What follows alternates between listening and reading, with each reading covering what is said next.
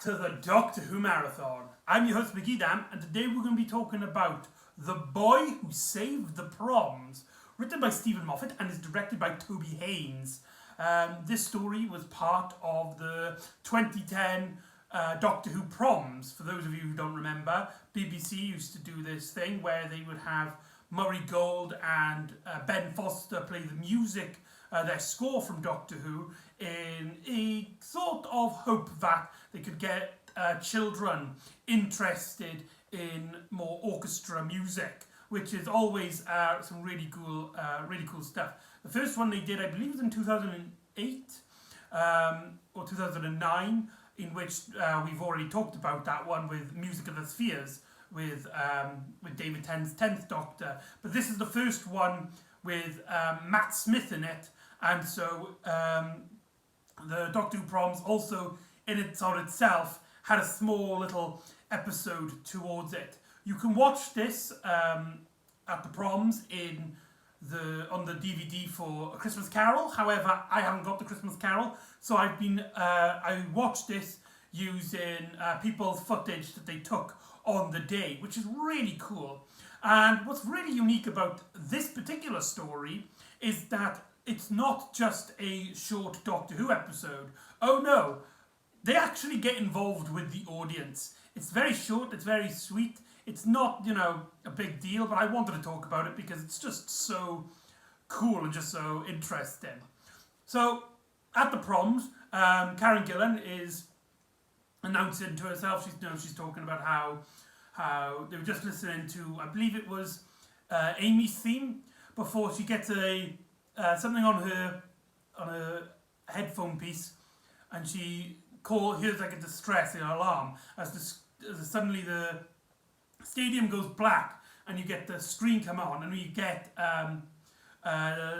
Matt Smith's 11th Doctor on the screen, which apparently he's in this location, which we later learn is the Proms, but in the year 2207, which might actually be a reference to the date as well.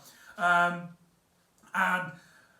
Matt Smith is probably one of the most energetic Doctors. He has a great presence when it comes to the theatrical, that his Doctor is so perfect for a story like this. Like, with his interactions and he calls to the audience, it's like, "Hello, Doctor! I can't hear you, come on! Hello, Doctor!"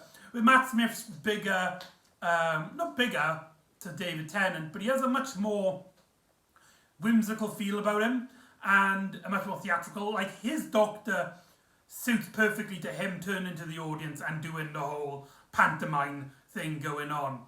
So that is really cool. There's a great moment where the camera seems to flicker and everything's upside down. So the Doctor's like looking at the screen and he's looking at the audience and it's just like, "You're on the ceiling."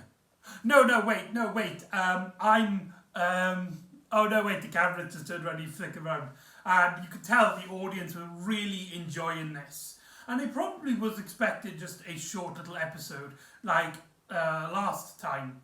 I was kind of disappointed in a way that it, unlike Music of the Spheres, this short doesn't actually revolve around music in any way, shape or form. The story has nothing to do with music, which I thought was a bit of a disappointment, because I thought the idea of the Proms is to represent and appreciate the music in Doctor Who. So it's kind of strange how the second one has very little to do with music. It's much more just a Doctor Who theatrical experience. And the Doctor explains that he has this bomb, a transfluid Enoch device, I can't remember what it's called, and most of the humour comes from him and his reaction to the bomb. Essentially, he's like trying to deprogram this bomb, but it keeps like interfering with the Doctor.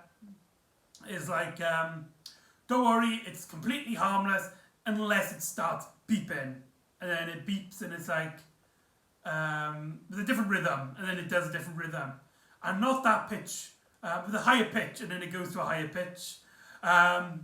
and then the doctor starts panicking and decides, right, okay, I'm going to see you, goodbye. You enjoy the rest of your proms. I'm going to go ahead up and try and get rid of this bomb. Goodbye, goodbye, goodbye. He heads up, and then in the Albert Hall, you've got like this little platform in the middle of the building. Matt Smith with the bomb device comes into the audience and gets to interact with the audience, and you can tell he is absolutely loving it.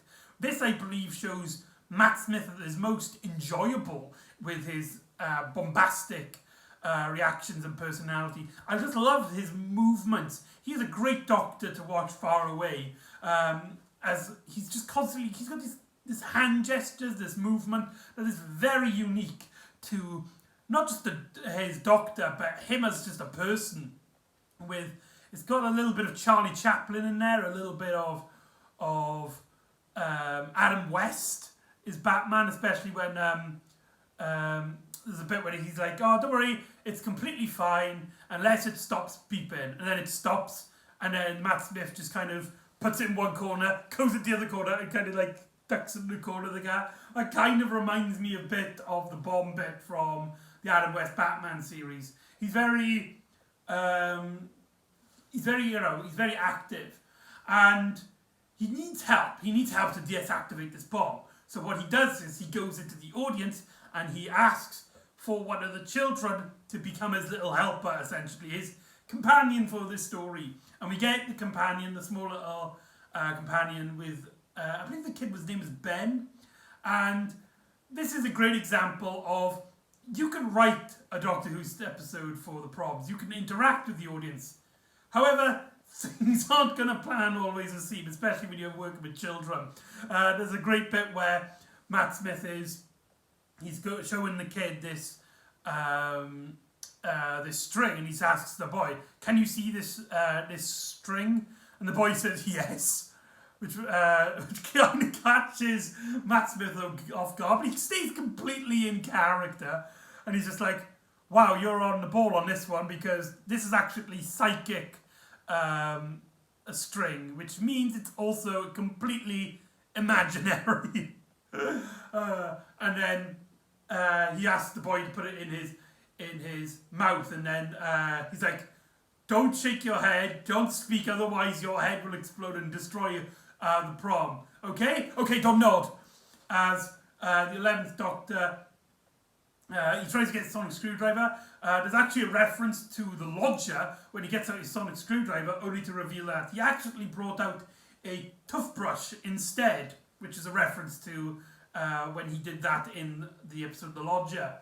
And so then the Doctor disactivates the bomb, and he get everybody to cheer for him, for the boy, and just waves his goodbye. And that's really it. That's all the BBC Proms short, The Boy Who Saved the Proms. I just wanted to mention it because it's just a cool little thing that, like, most people I don't think have seen. So if you haven't seen it, highly recommend it. It's probably about 8 minutes long, maybe even shorter. But, it's something that, just to see Matt Smith as the Doctor interacting with an audience is just, that would be a dream. Can you imagine being on that stage? And he was in full costume and everything. That would have been so cool to see. And so, Doctor Who and the Proms, highly recommended. It's not like there's nothing deep, of course, in it. It's mainly fun and giggle. I might like the first one a bit more, mainly because it is about music. It is about thing. But personally, I also think Matt Smith works better than David Tennant on this kind of pantomime feel, and especially with Matt Smith actually interacting with the audience means that, for him as an actor, this pushes him out of his boundary, out of his comfort zone far more than the previous one. So in that way, it is a lot better. So anyway, that is The Boy Who Saved the Proms. So join me next time where Sarah Jane and her crew go into a secret unit base as they attend a funeral of a good friend, as Sarah Jane meets an ally she has never met before and starts fighting with giant birds. But someone is coming. Someone familiar to Sarah Jane. Someone familiar to the new ally. But who is it? Join me next time for the death to the Doctor. And I'll see you next time on the Doctor Who Marathon. Ta-da!